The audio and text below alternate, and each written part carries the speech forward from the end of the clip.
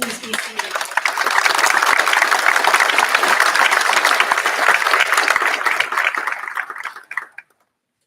Good afternoon, everyone, and welcome to the White Coat Ceremony for the class of 2026.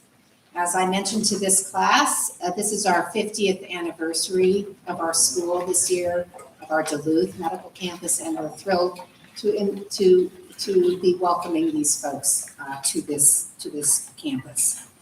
I'm Robin Michaels. I'm the Associate Dean of Student Life and Academic Affairs at our University of Minnesota Medical School Duluth campus, and it's my privilege to host today's White Coat ceremony. The ceremony is a symbolic transition to becoming a physician. When you put on your white coats today, students, you are also putting on the privileges and the responsibilities of the medical profession. So wear them well. Before I go any further, I'd like to take a moment for a land acknowledgement. We'd like to recognize that our school resides in the traditional, ancestral, and contemporary lands of the Anishinaabe. We reside on land ceded in the 1854 treaty, and we recognize, support, and advocate for the sovereignty of the Native nations in this territory and beyond. We're deeply grateful and humbled to be able to be here on such sacred land today. So let me begin by, first of all, thanking our pianist, Professor Emeritus Tom Wiegren, for his musical accompaniment.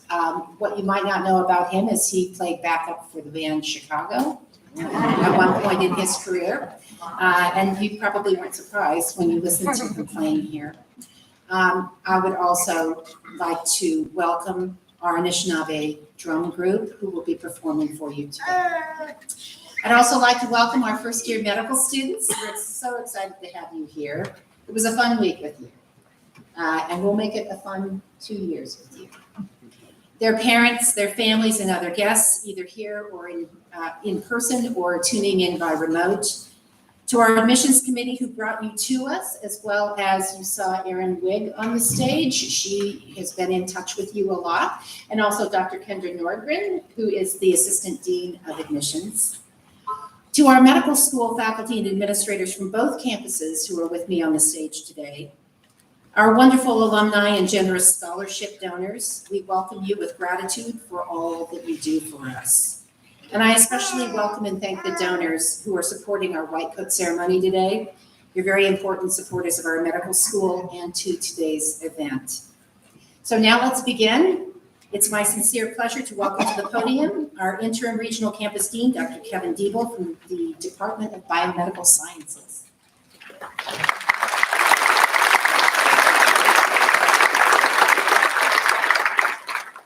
Thank you, and hello. Really excited to see everyone here today. There has been a buzz in the building this last week that I haven't really experienced in like 2 years, and it's great to have that feeling back. It's always quiet in the summer, but it's been so quiet these last couple of summers, and so it's great to have that energy back, and back in this room as well. Before we move forward, I do want to give a sincere thanks to Dr. Michaels as well for all the work that has been put together for this entire orientation week and for everything that she did and her staff did to put together the White Coat ceremony. So thank you so much.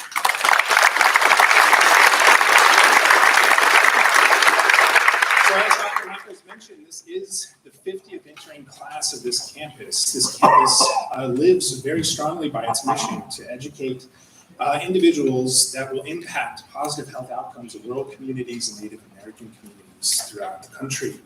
Over 40% of our alumni go on to work in small communities, and we're number 5 in the nation for training individuals that go on to primary care, specifically into family medicine, and for training individuals with a Native American heritage. And we're very proud of that, and we're very proud to be able to bring another entering class in that has that same kind of background and that same kind of drive to fulfill that mission. And so as you were preparing for entering into this program at this particular campus in this medical school, we were also looking and searching for you to try to fulfill the next round of slots of individuals that go on to progress in this type of training. So thank you for coming. And when you're here, have no doubt that you belong here. This is definitely a place for you, and you're a good fit for this program, and you are capable of moving through, and we're going to make sure that we get you everything that you need to get from start to finish in your degree. And when you're here, do good with each other. Build good, strong relationships with each other, support each other, It seems like, I'll just let you know if you haven't heard already from the second year classes, by the time January comes around, you're in that neuro course, you're gonna really need to lean on each other, and you're gonna have to have somebody to have your back. So form those good networks and those relationships. They'll pay off even as you move on out of this program and into the future. This is gonna be a tight community, I'm sure. And I want to just say on behalf of myself and all of our faculty here and alumni and everybody else that's associated with this program, welcome to the program. Honored to have you here, and welcome to the Duluth family.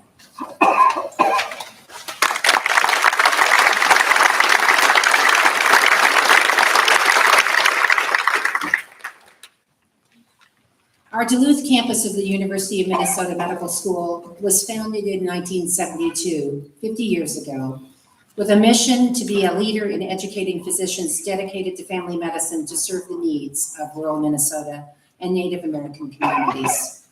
These commitments to these communities are woven into every aspect of what we do here, from recruitment of faculty, selection of medical students, design of curriculum, outreach across our state, and research that contributes to the health and well-being of these communities. This mission to serve others threads through all aspects of who we are on this campus, and the commitment can be measured by our success in meeting these goals, both locally and nationally. At this time, I'd like to invite Dr. Mary Owen, Director of the Center for American Indian and Minority Health and Associate Dean of Native American Health, to come to the podium to introduce our drum group.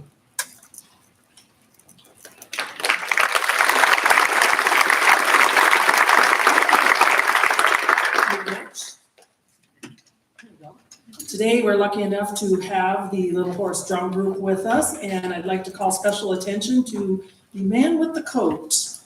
This is Fred Lesdell. He is a fourth-year medical school and close to getting out there serving our communities. So I'll have you all stand for these songs. The first is an honor song, and the second is a crowning song.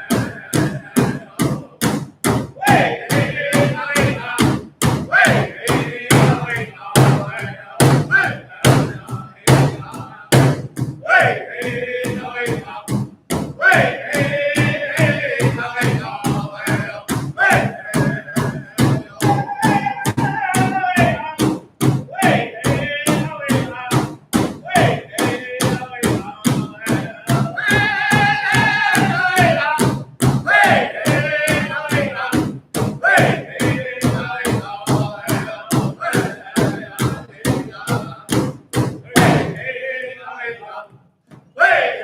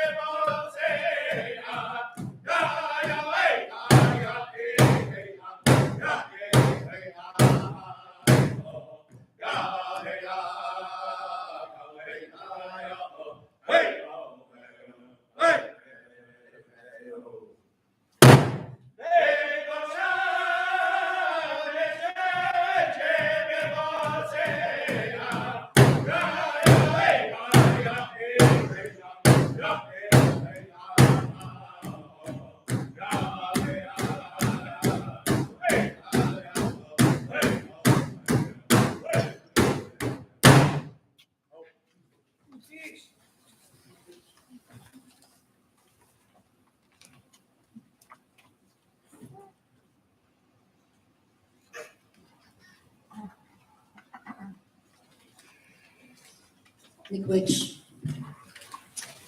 at this time, I would like to ask Elizabeth Simonson, the Director of Development, Scholarship, and Medical Education. The Director of Development, Scholarship, and Medical Education from the University of Minnesota Foundation to come to the podium to welcome you. I'm extremely grateful to Elizabeth and the University of Minnesota Foundation for their commitment and support of our students. They help support this ceremony as well as many of our wonderful activities that we do across the year. So, Elizabeth. Thank you, Dr. Michaels. Good afternoon and welcome. My name is Elizabeth Simonson, as Dr. Michaels let you know. I am the Director of Development, and I have the pleasure of representing the University of Minnesota Foundation at today's ceremony. I want to share our congratulations and tell you just how proud we are of each and every one of you. For those of you who are not familiar with the foundation, our role is to work with alumni and friends who wish to make charitable donations in support of current students just like you. There are a number of donors present today, and so a very, very special thanks to you for investing in our medical students and in a healthy future for all of us. We all benefit from these donations. They include support for scholarships, facilities, faculty support, research, curriculum development, and so many other areas. In fact, the white coats that you are wearing today have been sponsored by generous donors. The foundation sponsors events such as today's ceremony to remind students that there are a large network of supporters behind you, cheering you on and providing additional resources to support your medical educational journey. I think you will all agree this is a pretty special place to study and to work. Our educational community is a community where people really, really take care of one another. Someday in the future, you will have the opportunity to give back and make this experience possible for future medical students. So on behalf of the University of Minnesota Foundation, congratulations on reaching this incredible milestone. I hope you all stop by my office because I want to get to know each and every one of you by name. Thank you again and enjoy this incredible day.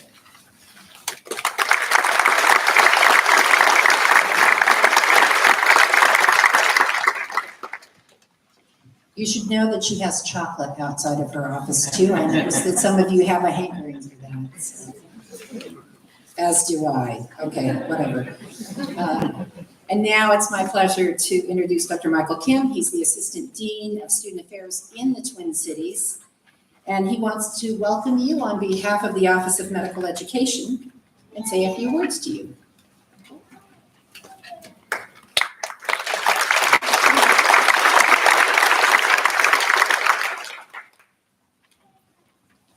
Be done in about 25 minutes.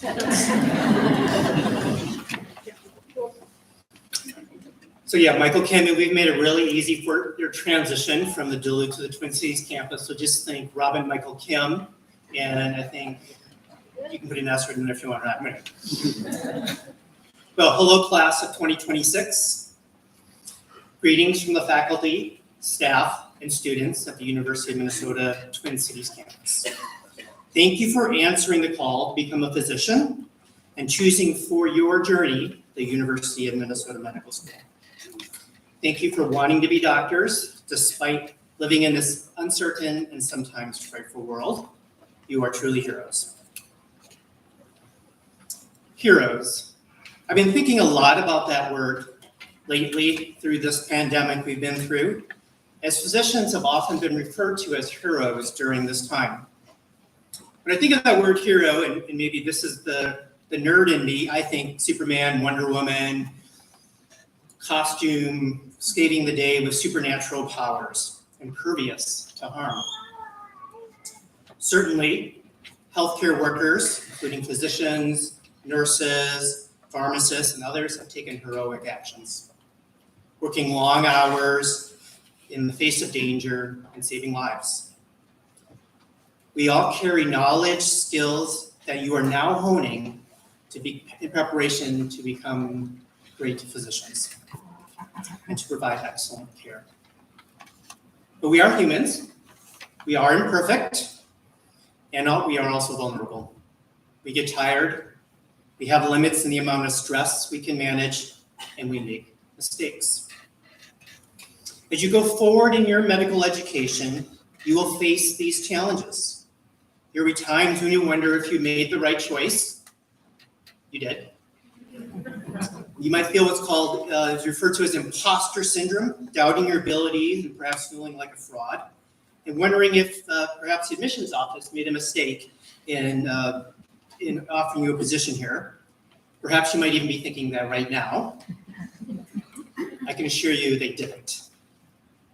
Know that we all feel imposter syndrome at times when we experience new challenges and rapid changes in our learning and working environment, which you are going to face a lot of over the next 4 years and beyond. The goal then for you is to work through these challenges, and to do so, we must embrace our vulnerability. Through vulnerability, we find strength. By addressing our weaknesses, we lessen them. By seeking help, we meet our challenges. By turning to our colleagues, working in teams, and attending to our own health, we become better doctors. Often, the best thing we can do for our patients is just be present and empathetic with their situation. I recall a patient that I saw some years ago, which I'll refer to as Kevin, who had an exacerbation of a lung disease called idiopathic pulmonary fibrosis. Kevin was dying and always felt short of breath. Essentially, he was slowly suffocating to death. It didn't take a lot of medical knowledge for me when he appeared in my hospital that he needed oxygen and pain meds to get through this exacerbation. But what Kevin really needed was someone to sit with him every day, sometimes for hours, and listen to his concerns and fears, and sometimes the same concerns and fears over and over again. This dedication to patients comes from love, which comes from empathy. This, I believe, is our true superpower. It is critical then to develop our sense of empathy and to practice using it to make it effective. From this perspective, becoming a doctor is as much about being on an empathetic journey as it is a quest for knowledge. Build your empathy by challenging yourself, actively seeking feedback. Build your empathy, examining your biases and cultivating your sense of curiosity. You will have the opportunity to do that as you travel on this journey, as you meet and work with classmates, faculty, and patients. As you travel on this empathetic journey, you will inevitably require assistance. You will find it in the faculty and staff whose job and passions are just helping you. Dr. Michaels and your faculty advisors here in Duluth, and myself, academic advisors, and others on the Twin Cities campus are invested in your success. Channeling our Associate Dean for Undergraduate Medical Education, Bob Englander, we care if you succeed. And there are resources across the medical school and the university that we can connect you to help you with those needs. The best support, however, will be each other. Help each other study to stay motivated and to get through tough times. By learning to help each other, you are learning to become a better doctor. And don't forget also to love and care for yourself. Love and cultivate that hero inside of you. So use your vulnerability to achieve strength, develop the strength on your empathetic journey, and use the strength to do heroic deeds. We are excited to be on this journey with you again. Welcome.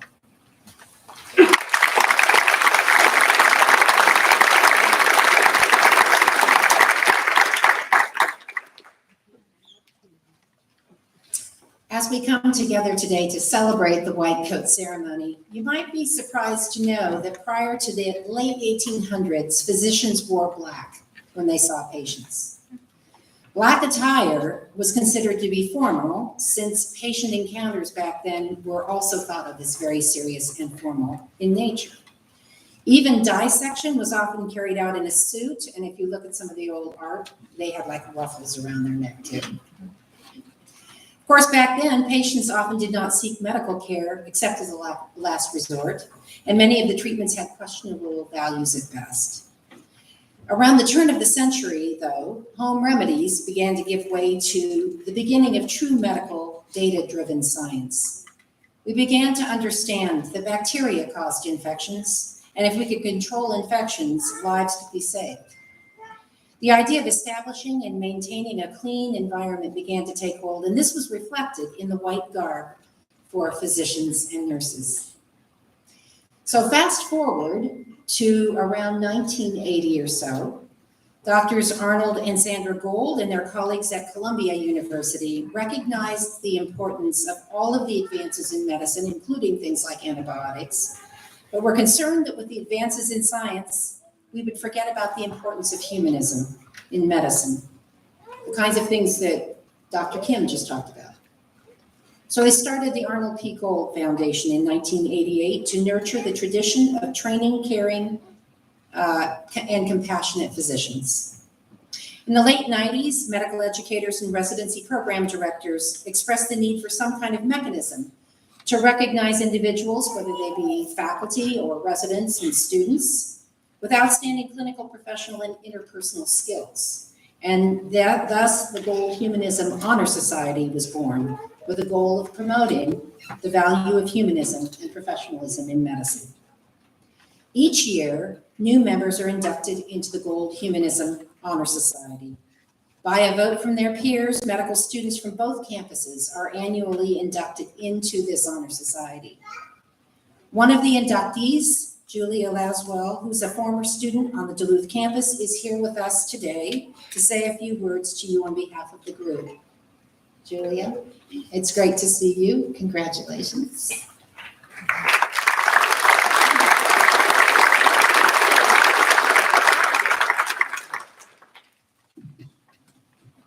Thank you. And again, my name is Julia Laswell, and I am a fourth-year medical student applying to family medicine, thanks to the Duluth campus mission, yes. And someone who was sitting in your seats just 3 years ago. Thank you for the privilege of allowing me to speak with you today. First order of business, congrats to the first new group of medical students here today. You should be very proud of what you've accomplished so far in this journey to get here. I'm sure you are all excited to see how you will grow over the next 4 years and all that you will learn, starting Monday. I was asked to speak with you today as a former Duluth student and as a member of the Gold Humanism Honor Society, as Dr. Michaels just spoke about. It is a program that recognizes students, residents, and physicians who practice patient-centered care. They recognize that the heart of healthcare is humanism, and that true humanistic care, compassionate, collaborative, scientifically excellent care, depends on seeing each other's humanity. I had the good fortune of reading your oath prior to writing this speech. You wrote, "We will use this privilege to equitably serve and further the art and science of medicine." I love that you wrote about the art of medicine. Medicine that involves hearing patients' stories to individualize their healthcare. I've always loved hearing people's stories and connecting through their experiences. This, along with the ability to work within a community to advance health, was why I chose medicine in the first place. Last year, I was fortunate enough to be able to participate in our MetroCap program, similar to the RCAP program that I'm sure you have heard so much about this week. The 9-month longitudinal clerkship for students interested in underserved communities, and specifically primary care. One of the first patients I got to know throughout this experience in my rotation was a first-time mom. She was newly pregnant and meeting us for her initial OB appointment. This appointment, we talk about all of how the OB visits will go, any questions that she has. We discussed how she had just started nursing school in the fall, and we also went over the vaccines that she would get throughout the pregnancy. She told me in no uncertain terms, that she did not want any vaccinations during her pregnancy, and that she was hoping her family doc, my preceptor at the time, would fill out a form for school exempting her from having to get the COVID vaccine as a new nursing student. She thought that the pregnancy and some of her chronic conditions, that it might be better that she not get vaccinated. And in that moment, my mind raced through every vaccine hesitancy scenario we had learned about, why she should get vaccinated, how as a nurse she could choose to not get vaccinated, and what I knew about vaccines and pregnancy thus far as a third-year med student. Instead of blurting all of this out at her, I instead asked her what had led her to the decision to not get vaccinated. And then I listened. I listened to her talk about her previous miscarriage and the worry that getting vaccinated would end in the same result. I listened to her tell me how worried she was that something bad would happen to her or her new child growing inside of her. I listened as she began to cry because she thought the previous miscarriage was her fault and she wanted to do everything possible to not have it happen again. I listened and I held her hand. Patients allow us the privilege to know the most intimate details of their health, the highs and the lows of their entire lives. As future physicians, you will need the humility to admit, I don't know, the curiosity to ask, what do you think, the courage to speak up and say, I don't think this is right, and the self-awareness to wonder, am I supporting those around me as best as I can? You will need all of these things not only as medical students, but as practicing physicians as well. You're probably wondering what happened next.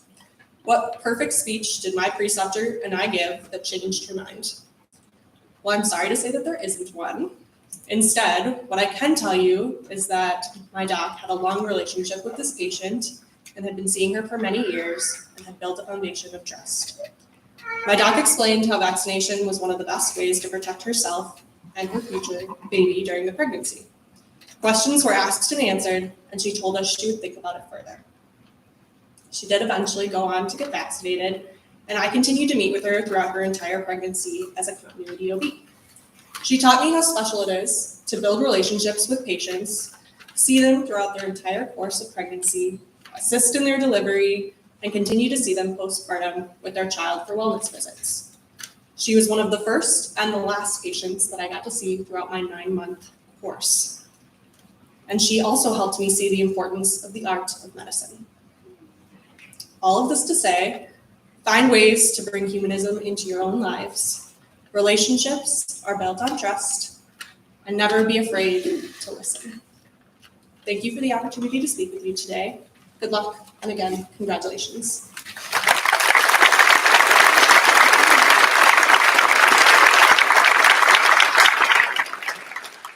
Thank you, Julie. Now it is my pleasure to introduce our keynote speaker, Dr. Mary Owen. Dr. Mary Owen is a member of the Tlingit Nation. She graduated from the University of Minnesota Medical School and North Memorial Family Practice Residency Program before returning home to work for her tribal community in Juneau, Alaska. After 11 years of full-scope family medicine, she returned to the University of Minnesota Medical School Duluth campus in 2014 as the director of the Center of American Indian and Minority Health. She also continues to practice family medicine once a week for the Fond du Lac Nation. So please join me in welcoming Dr. Mary Owen to the stage. I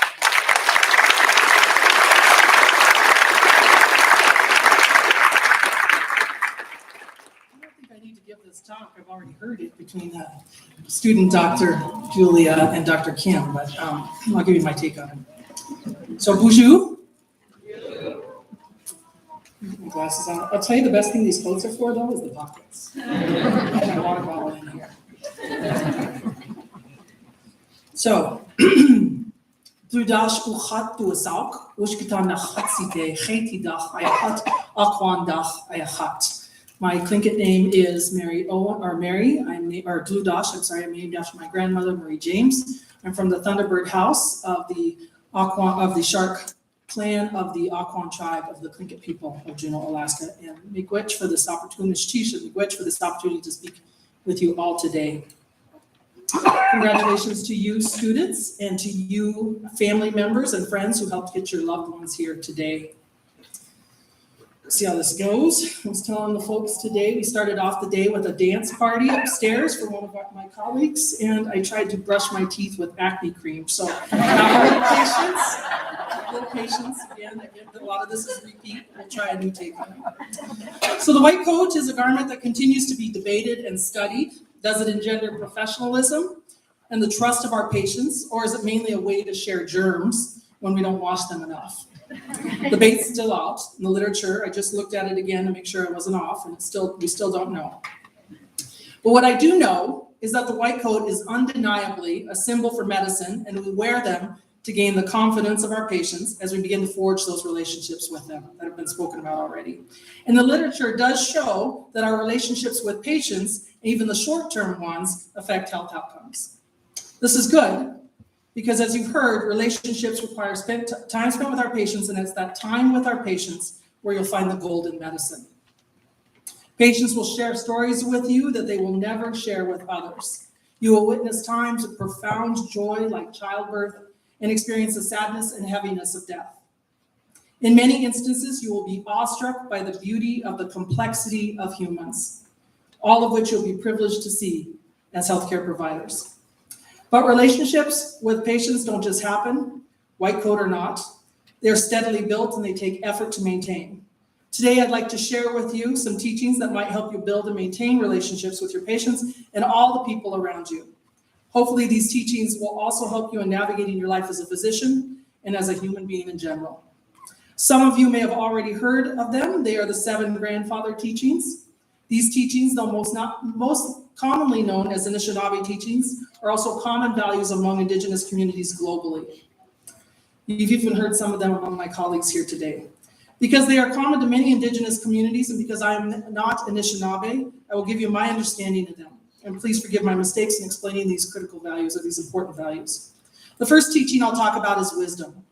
Wisdom is much more than getting all the questions right or having all the answers. To have wisdom is to cherish knowledge and to always seek more. It's about curiosity, a trait that will serve you well in medical school, in residency, and in practice. Don't just ask for the question, ask why, or don't just ask for the answer, ask why it's the answer. If you don't understand something, ask. I guarantee that others in the room will either have the same question or they'll benefit from the answer to your question. Asking questions shows that you are engaged and that you care, and caring builds relationships. Philosopher Frantz Fanon famously stated, "Oh, my body, make me always a man who questions." Many a mentor and even a colleague or two has reminded me that the patient often knows the answer to what ails them. You just have to ask. And ask your patients not just about their symptoms, but about who they are, because this will help you understand them and their illnesses. It will help you to see their humanity and to connect you with them. But to have wisdom is also to know when to hold off on a question and what not to ask. Read your patients. As we gain more confidence and prestige, it will be more important than ever to guard against impertinence or what might be perceived as impertinence or superiority. Sometimes more relationship building is necessary before you can ask all the questions. The second teaching is respect. In any Indigenous community I've ever been part of, respect means honoring all creations. All forms of life are our relatives: animals, plants, the earth, and of course, all other humans. The beauty in this teaching or value is that most of us are less likely to harm those who are our relatives. If we see the people and the land around us as our relatives, we are far more likely to treat them with the respect that they deserve, a value that is key to making and retaining relationships. Bravery is another teaching, and one that will challenge you repeatedly in medicine. You will have times when you feel lost, when you have no idea why your patient's not getting better, what disease is making someone sick. You'll have times when you'll doubt, as has been said, that you made the right career choice. During my first night of call as a first-year resident, I was paged to see a patient on the medicine floor who was having chest pain, which turned out to be a heart attack. I didn't show it to my patient that night, but I'm pretty sure that I was as scared as she was. I definitely wondered about my choice of medicine that night. You might have times when you risk your life taking care of patients, as we've seen of doctors and nurses fighting on the front lines of COVID. Facing our fears, facing illness, to care for patients, to care for our communities will require bravery. But being brave doesn't mean that you can't complain, that you can't cry, or that you can't feel angry. It just means that when you're able to, you get back up, you march on, you keep searching for the answers, asking questions, and caring for your patients and your community. The fourth teaching is humility, to know yourself as one part of creation, equal to others, not better. I think this is a little harder, but just as important as all the teachings. As physicians and soon-to-be physicians, too often we are told that we are held up and told that we are more important than others in our society. While we do work very hard to get here, none of us did it without the folks surrounding us. None of you did it without the folks here today supporting you. We rarely do so alone. The people in this audience and many not here today were instrumental in getting you here. In addition to increasing your ability to develop and maintain relationships with your patients, humility will help you grow. Over the past 20 years, I've come to appreciate just how much remains unknown about illness and healing. I've also learned that my patients sometimes know far more than I do about healing themselves. But not all of us recognize this. Years ago, while in medical school, I did an internship at my tribal clinic. While there, I hung out with a visiting cardiologist as he was seeing patients. One of those patients was a man whose kids I'd grown up with. They were all tremendous athletes. He asked the cardiologist what he thought about local traditional medicine for the treatment of this patient's condition. The cardiologist was dismissive and even scornful of the idea of that treatment. The patient turned to me and gave me the look that said, "Can you believe this fool?" Humility will allow you to expand the way you think and increase your knowledge. Humility gets harder to maintain the more tired and overworked we get. I can recall many sleepless nights that left me short-tempered the next day and not behaving like the person that I want to be. You will have to be vigilant with this teaching. Remember that we have a role to play in keeping our communities healthy, but our role does not make us any more important than the teachers, the garbage collectors, the nurses, or homeless folks, or anybody else we work with or don't work with.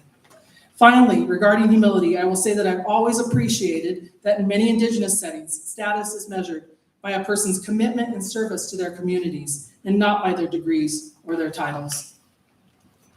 The fifth teaching is honesty, another important element in maintaining a relationship. I find that this value moves hand in hand with transparency. Am I being open and honest in my interactions with others and with myself? I find that mistrust, at least on an individual basis, usually appears when people don't know what to expect, and on a global, as we're seeing. Explaining what you're thinking or doing and why you're doing it will go a long way to alleviating fear and mistrust. Have you noticed these days that when you're on an airplane sitting on the tarmac and something delays the takeoff, that the captain now comes on about every 10 minutes to tell you what's going on? They give you a new update. That never used to be the case. It used to be that you sit there thinking they might all be on a coffee break. You had no idea what's going on up there. It wasn't good usually what was going on in your head. But the airlines has learned that honesty really is the best medicine. Another critical area that requires honesty is with yourself. In medicine, you'll be asked to perform this or that procedure, and you must be honest. Are you ready? Share your concerns with your resident or your attending for the sake of both yourself and for your patient. Your teachers will appreciate your honesty, honestly. The next teaching is love. This should be obvious, but it isn't always. I mentioned the privilege that you will have in what you'll see and hear as physicians. These moments form the bond that you will develop with your patients.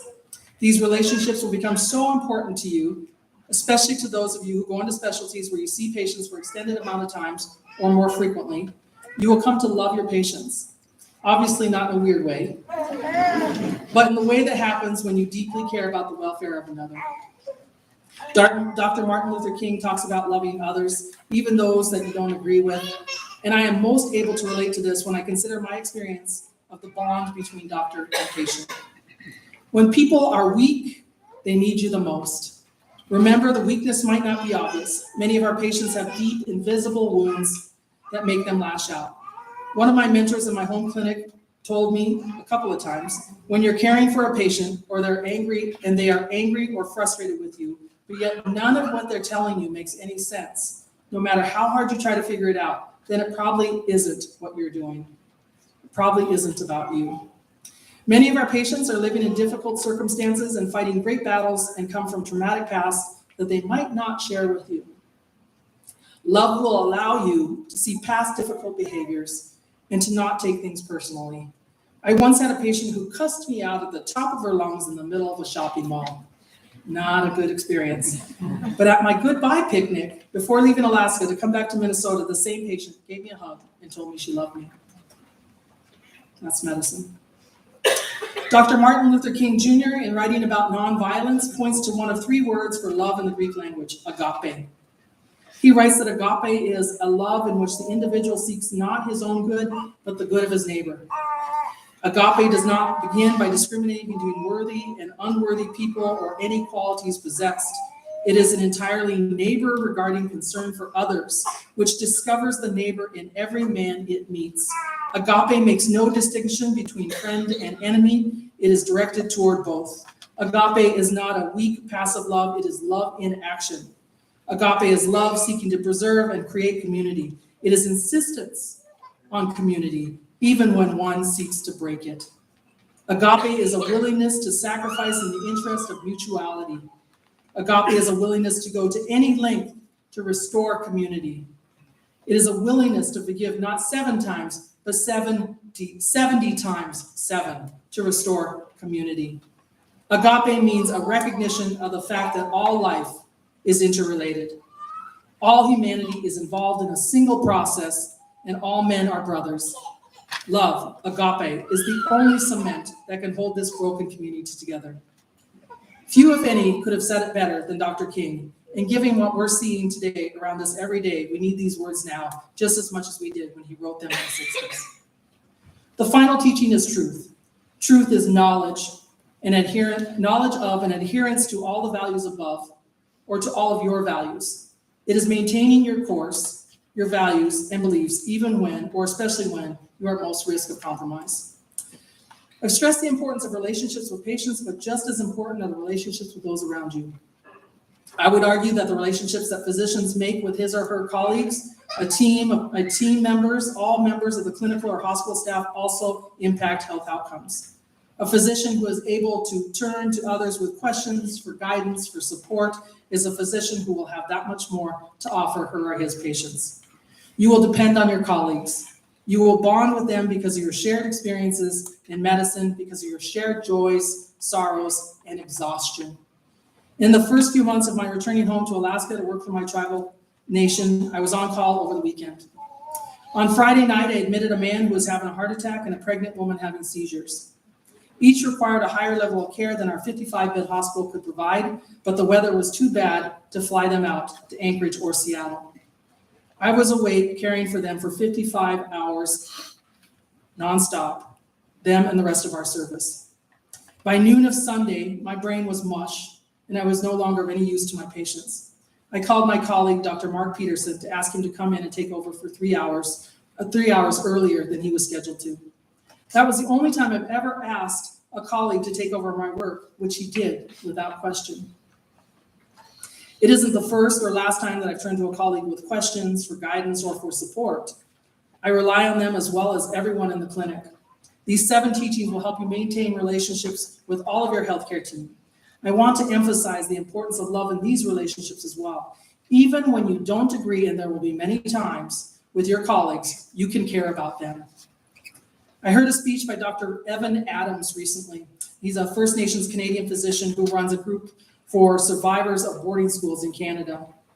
He shared with us the strongest message from this group wasn't about anger, resentment, revenge, any of those. It was a message to hold on to love.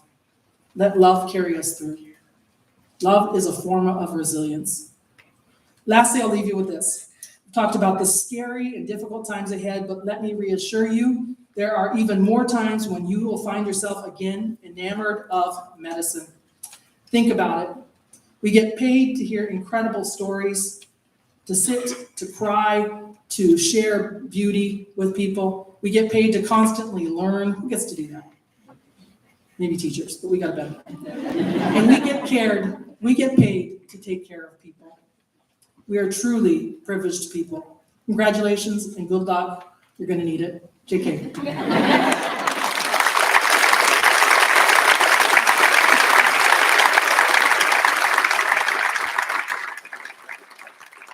you, Dr. Owen. Now we have come to the part of our program that is the cause for our gathering today, the coding ceremony. I'm going to ask Dr. Ray Christensen, the Associate Dean for Rural Health, to join me on the stage at the podium to read the names. And I will ask Dean Diebel to join me to the side, and we're going to put the coats on you. We're going to have greeters here on the left as well, who are our teachers of the year this past year that we want to introduce to you. So Doctors Sarah Locker and Andy Skildum from the Department of Biomedical Sciences.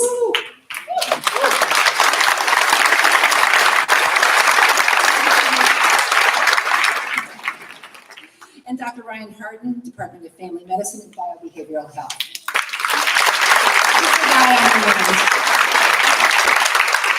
And before we go any further, I just want to take a moment and say a thank you to the people who are assisting us today. Thank you, Jenna Evans, for all of your work from our communications office and the live streaming. Jason Schneewise from our IT office, thank you for that, for bailing us out every time we have problems. Sean Evenson, Dina Flaherty, and Aaron Wigg from the Student Affairs and Admissions offices for your help. I'd also like to thank Kirsten Olson from our Center for American Indian and Minority Health, Derek Montgomery for his photography, and Sean Dumb for helping with the logistics at the Marshall Performing Arts Center. So thank you so much to all of you. You really do make this happen. We appreciate that.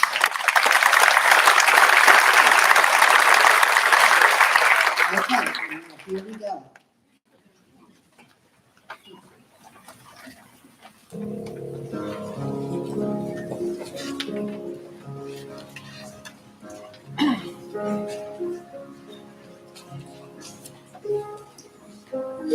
Welcome, everybody.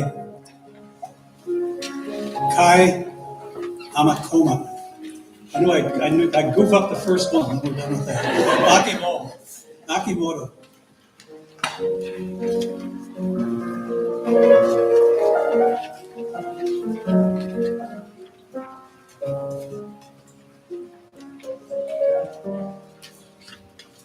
Caleb Anderson.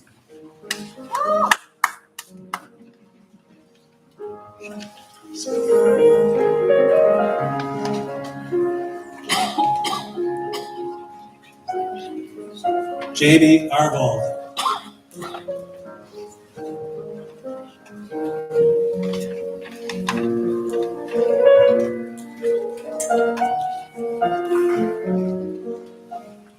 Zoe Avestruz.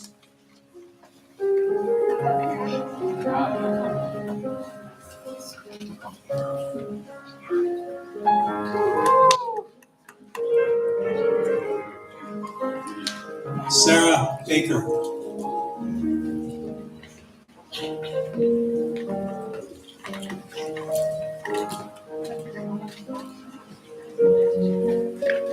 Megan Bay.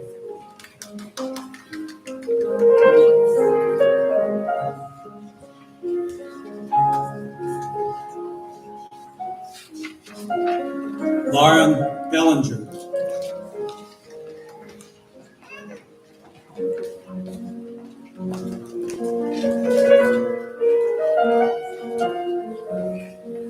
Andrew Bolter.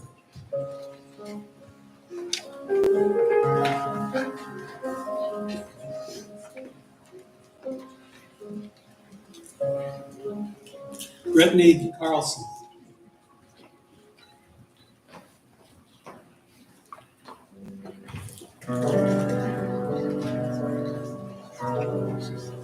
Claire Casey.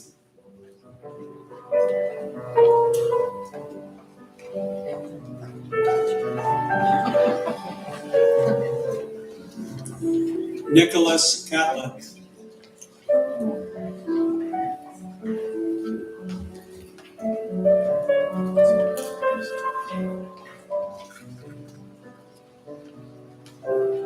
Nicholas D.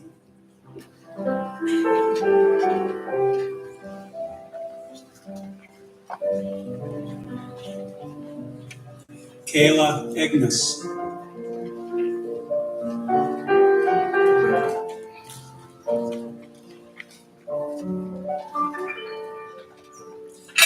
Mary Jane Evans.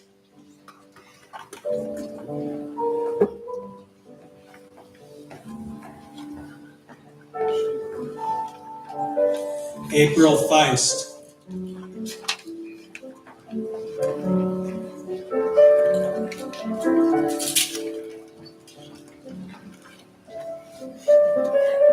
Rebecca Floden.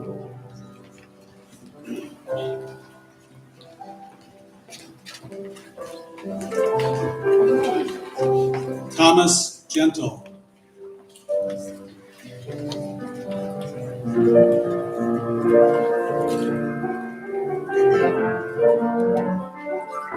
Zaha Greensky.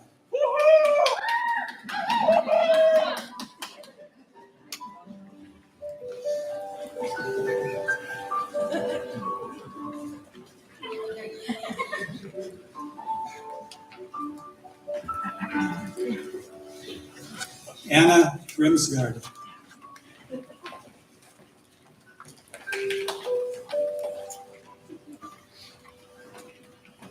Joseph Grove.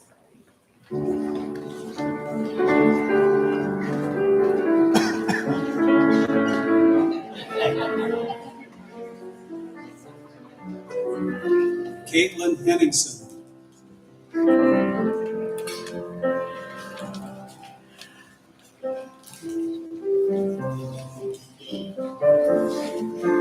Jared Higgins.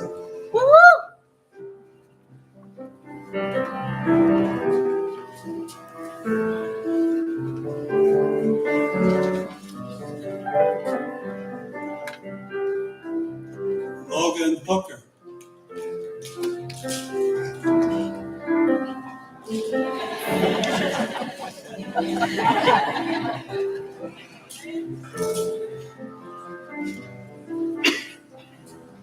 Stephen Hugo.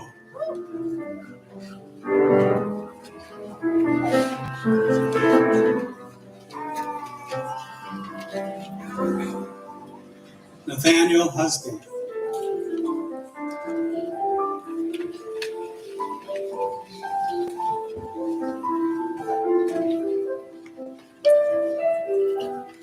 Ashlyn Gents.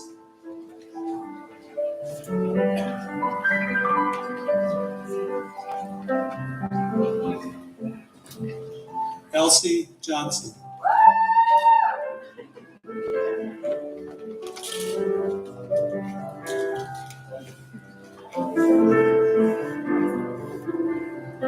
Kenneth Knudsen.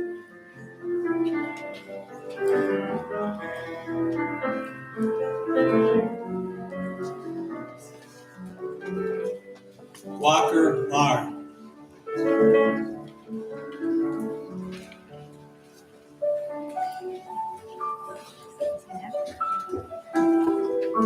Henry Hank Larson.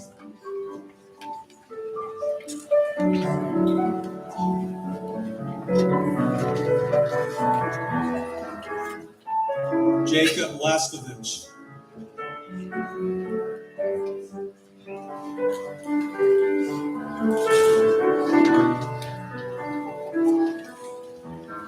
Nicholas Liefeld.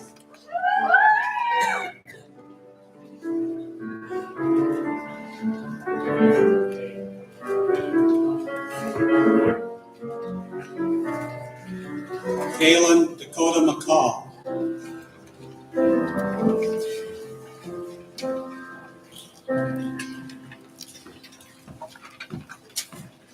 Michaela Marr.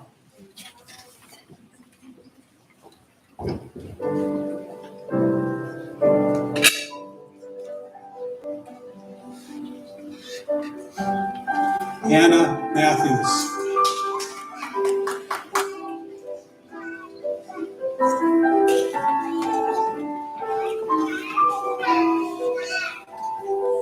Elena Meskill.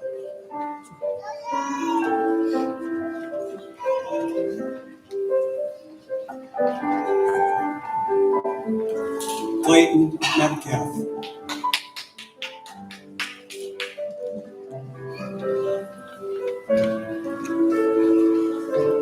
Connor McCullochek.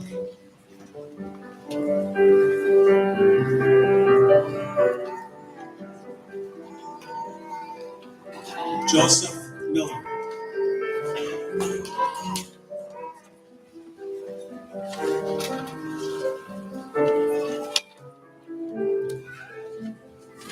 Theo Wen.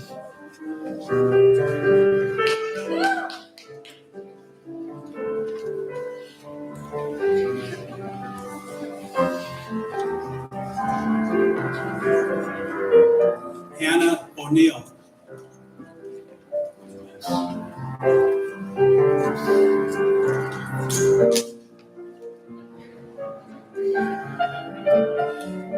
Connor Olson.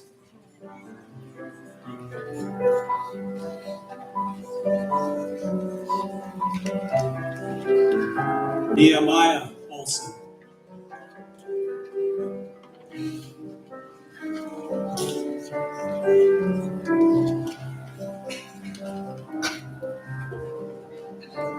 George Angoro.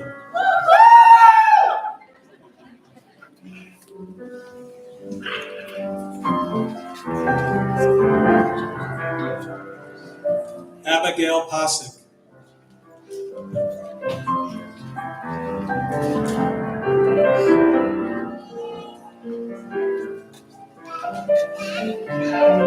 Annie Rykoff.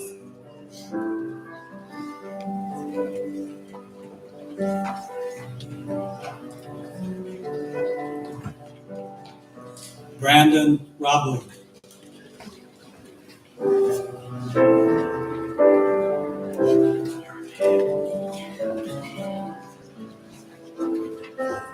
Breton Ryder.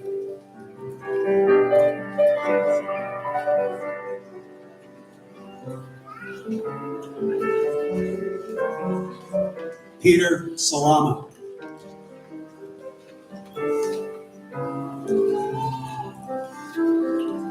Michael Schwinghammer. Troy Skate.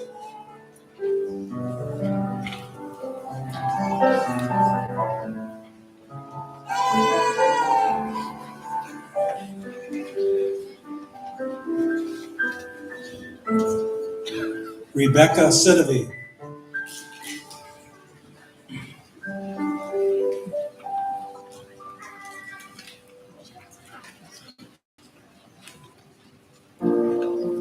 Colt Sessions.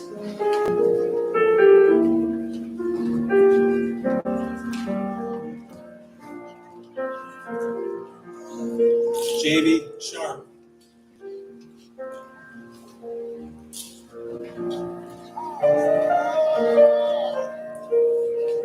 Pete Smith.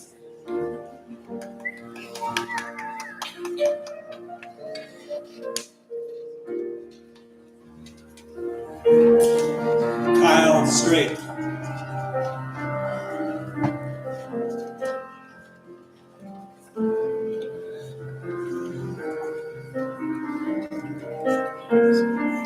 Hannah Stride.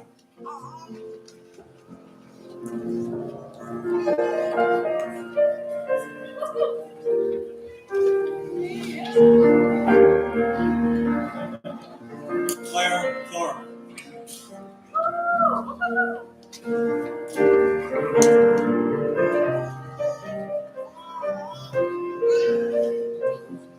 Walker Tortson.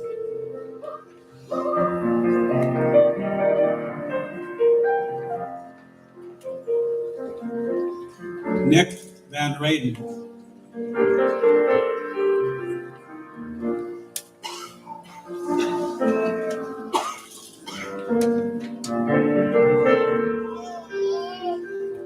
Isaac Viss.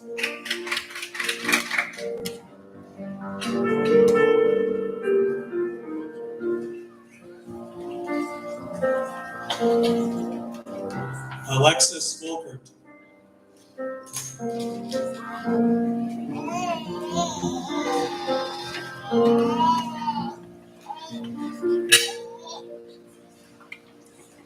Evan Walton.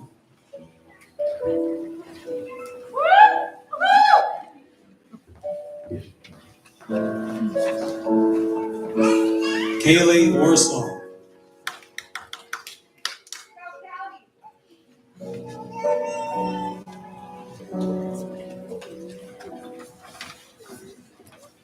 Erica Wooner.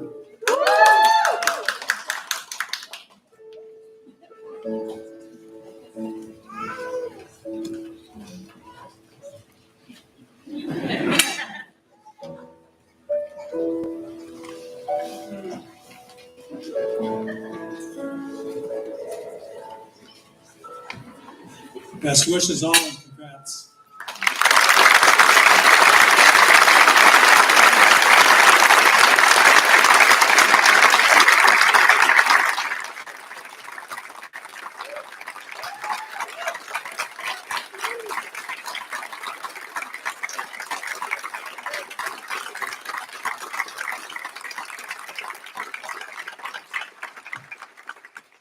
Wow, that's an impressive change of color over there. Boom. Congratulations to all of you. I'll pick up the hangers later. There's a little hanger problem over there. Now I would like to ask Dr. Jen Pearson from the Department of Family Medicine and Biobehavioral Health to read the oath reproduced in your program. This is the 10th year that we have had students write their own oath, and we're delighted and impressed with the results as always. They met in groups during this past summer to discuss ideas, and the following 8 students sat down and wrote the oath together, and I'm going to ask you to stand as I read your name. Zoe Avestruz, Sarah Baker, Brittany Carlson, Walker Lahr, Dakota McCall, Michaela Mayer, Pete Smith, and Alexis Volkert. Thank you so much for your hard work on behalf of your class.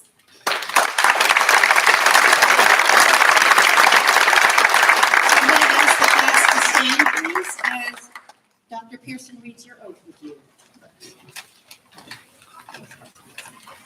So thank you, and it's my honor to read this oath with you all. Let's read it together. I'm going to give you a moment to find it in your bulletin.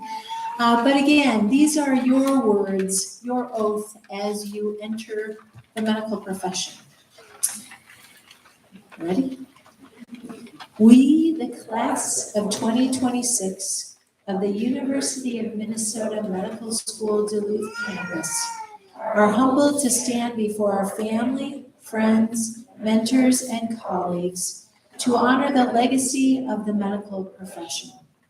As we become members of the medical community, we will use this privilege to equitably serve and further the art and science of medicine.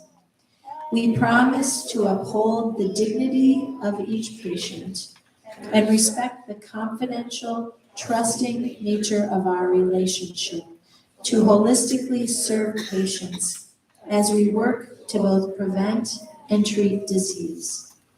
We will advocate on behalf of our patients by identifying and disrupting oppressive systems to improve the accessibility of equitable healthcare services. We promise to be diligent and reflective stewards for the well-being of all individuals in our care, treating them regardless of pretense, while appreciating their individual identities.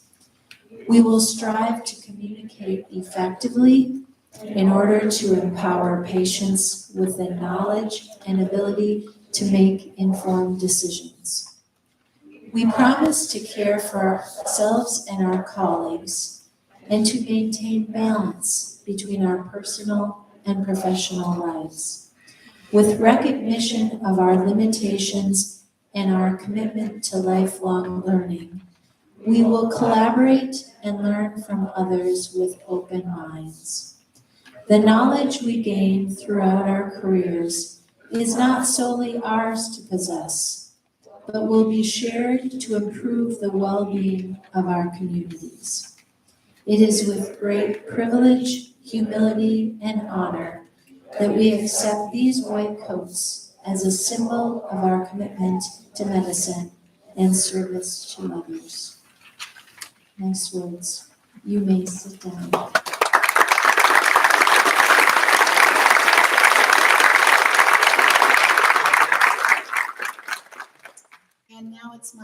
to welcome to the stage Kimberly Nissen, our second-year class president, who's going to offer some class response and words of wisdom.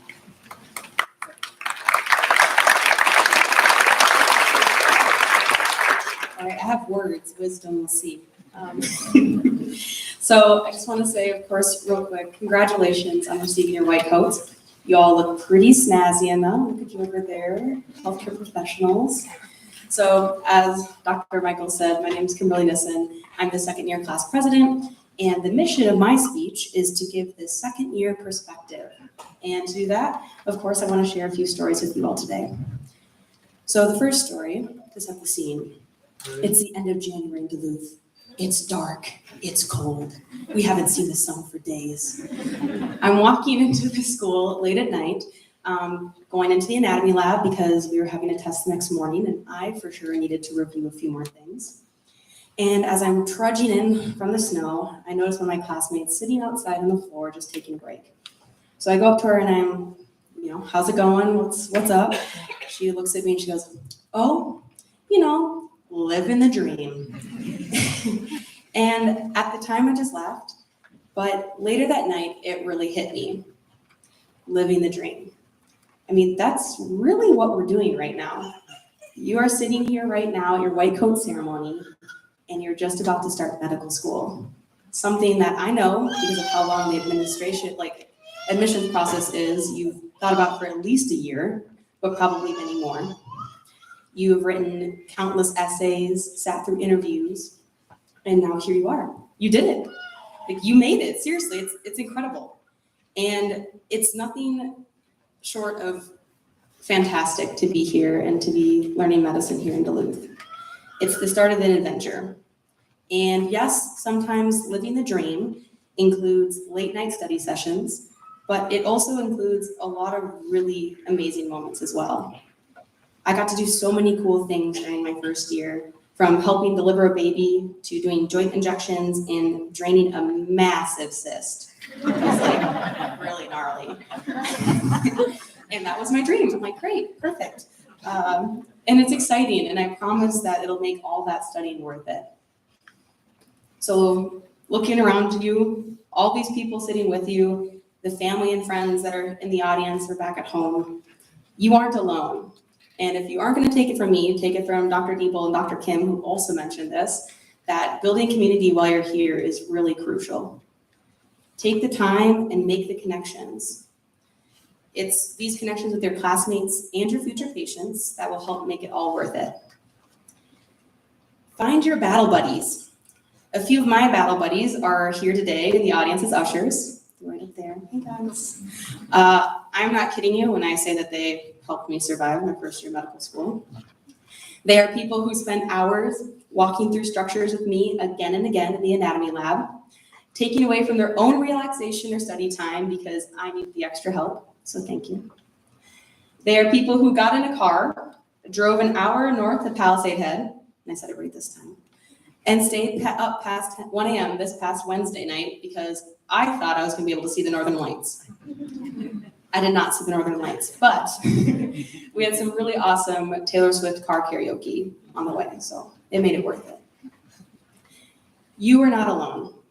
Not only do you have your classmates here, but you also have us as the MS2 class as well. I'm supposed to be up here giving you the second year perspective, but truthfully, I am more of your peer than your mentor. I'm really only a few steps ahead of you on the trail that is the path to being a doctor. That being said, please don't hesitate to reach out to your classmates and to your upperclassmen, not only for help studying, but also to celebrate all the fun things as well. The first people I messaged after my first time seeing a baby being born were my classmates to geek out about how cool it was. You've probably already heard this advice. I know I've said it to you already, but it bears repeating. Yes, you are up here for medical school, but you are also here to have a little bit of fun, I think. Duluth is a great place, and make some time to go explore it. Join some intramural sports teams. Our class had 2 different broomball teams last year, and on the nights that we played each other, I would bring my speakers to blast music, and we would slip and slide all over the ice, talking trash to each other and laughing. We even had classmates come and watch us play, or more realistically, came to watch us absolutely eat it on the ice, but everyone had a great time. Have a movie night with your friends, take a break every once in a while and enjoy yourself. You are already living the dream, so you may as well enjoy it. The best advice I have for you is to make connections and have some fun while remembering every day that you're living the dream. Not only your dream, but the dream of a lot of other people too. So make the most of it. So I want to end my speech with another huge congratulations from myself and the rest of the second year class. We are so excited that you're here, and we can't wait to get to know you all a little bit better. And because I never back down from a dare, Dr. Stanford, make sure you enjoy some popsicles. They're my favorite.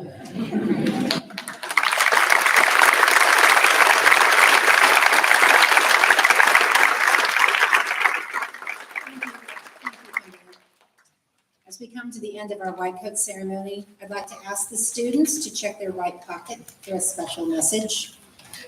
I'd also like to thank all of you very much for joining us today, either virtually or in person. It's wonderful, isn't it wonderful to see people again? I'm just so pleased to see an audience. And thank you so much for all of your support for our school, for our students, for everyone. We really appreciate everything that all of you do that I'm looking out in front of me. Please join us in the lobby afterwards for some refreshments. If the weather is holding, and I think I see some light out there, it looks sunny, the courtyard outside of the auditorium is a beautiful place to go hang out, get some pictures. We also invite you to come over to the medical school as you wish and get a tour, if you like, of the school and see where your significant other, your son, daughter, partner, whoever is going to be going to classes and going to medical school. So enjoy your day and enjoy the rest of your weekend. Thank you so much. And I'm going to ask the students to come to the stage, please, and the rest of you can go out into the atrium and enjoy some refreshments. Thank you.